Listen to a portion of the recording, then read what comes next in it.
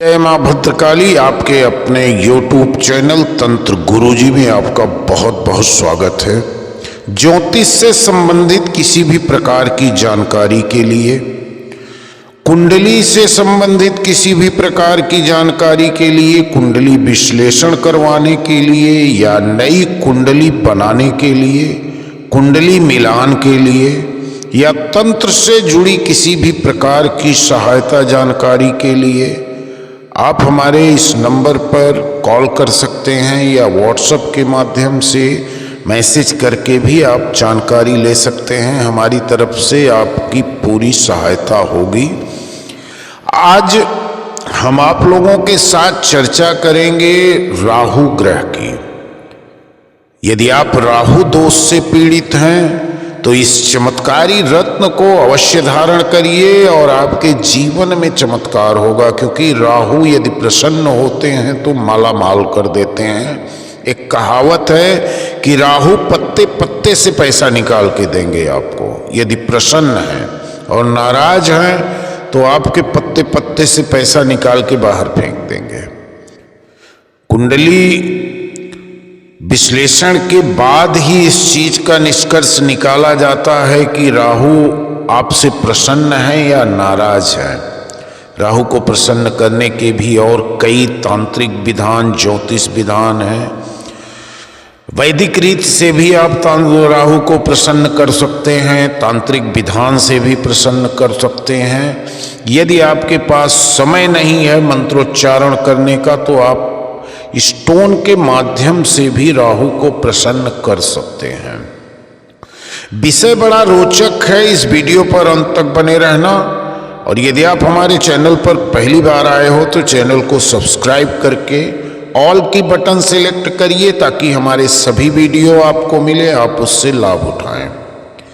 व्यक्ति के जीवन में आ रही परेशानियों के लिए उसकी कुंडली में मौजूद ग्रह बहुत ही ज्यादा जिम्मेदार माने जाते हैं। यदि आपकी कुंडली में राहु ऐसे घर में बैठा है जहां से आपको परेशानी हो सकती है या हो रही है तो उसके लिए इस गोमेद रत्न को अवश्य धारण करना चाहिए। यह रत्न कुंडली के ग्रहों को नियंत्रित करने का काम करेगा। ज्योतिष शास्त्र की माने तो हर ग्रह के लिए एक विशेष रत्न धारण करने की सलाह दी जाती है। हर ग्रह और उनके रत्नों का प्रभाव अलग अलग होते हैं, इसलिए किसी भी रत्न को धारण करने से पहले किसी अच्छे ज्योतिषाचार्य विद्वान से सलाह जरूर करें। आज हम बात करेंगे आप लोगों के साथ राहु रत्न गोमेद की। गोमेद को रत्न शास्त्र में बड़ा विशेष महत्व दिया जाता है। गोमेद रत्न धारण करने से कुंडली में राहु की दशा कमजोर और इसका दुष्प्रभाव हो रहा है तो वह दूर हो जाता है। गोमेद पहनने से राहु की स्थिति कुंडली में मजबूत होती है। तो यदि आपकी कुंडली के पहले, चौथे, सातवें या 10वें भाव में राहु ग्रह है तो आप गोमेद बेहिचक धारण कर सकते हैं। ये इसके अलावा यदि राहु कुंडली के छठे या 8वें या 12 भाव में है तो आप बिल्कुल गोमेद न धारण करें, क्योंकि कुंडली के छठे, 8वें और 12वें भाव में स्थित ग्रह का कभी रत्न नहीं धारण करना चाहिए। इससे आपको अच्छे परिणाम नहीं मिलेंगे, बुरे परिणाम भी मिल सकते हैं। क्योंकि कुंडली का दूसरा भाव, 7वां भाव, 8वां भाव और 12वां भाव में बैठी ग्रह हमेशा मार्केश होती है। लेकिन मार्केश का भी विश्लेषण ग्रहों की और लग्न के अनुरूप किया जाता है, वो विषय थोड़ा सा अलग है। आज हमारा विषय सिर्फ गोमेद है। राजनीति, वकालत या न्यायिक क्षेत्र में यदि आप काम कर रहे हैं और तरक्की पाना चाहते हैं तो गोमेद रत्न को जरूर धारण करिए। इसके अलावा यदि किसी व्यक्ति की राशि में या लग्न मिथुन, तुला, कुंभ या वृषभ है तो ऐसे लोगों को गोमेद जरूर धारण करना चाहिए।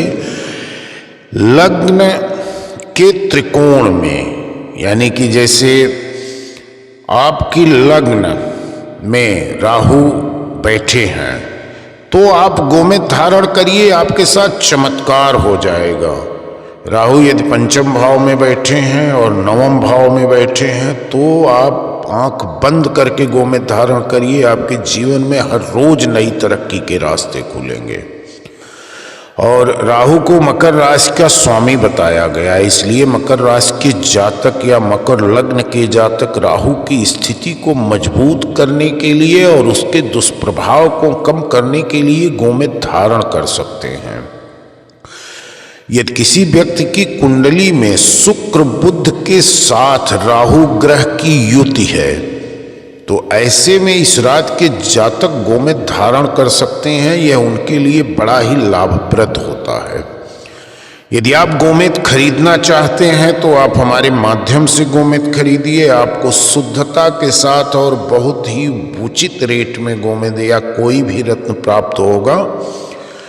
और इसके साथ साथ आपको मैं ये भी जानकारी देना चाहूँगा, कुंडली से संबंधित किसी भी प्रकार की सहायता यदि आप लेना चाहते हैं तो हमारे मोबाइल पर आप संपर्क करें। इस वीडियो में भी हमारा नंबर आपको मिलेगा या हमारे इस चैनल के अबाउट में भी जाके आप हमारा नंबर ले सकते हैं। कोई परेशानी, आपको किसी भी प्रकार की ज्योतिष या तांत्रिक परेशानी से जूझ रहे हैं तो एक बार आप हमसे संपर्क जरूर करें। धन्यवाद। जय मां भद्रकाली।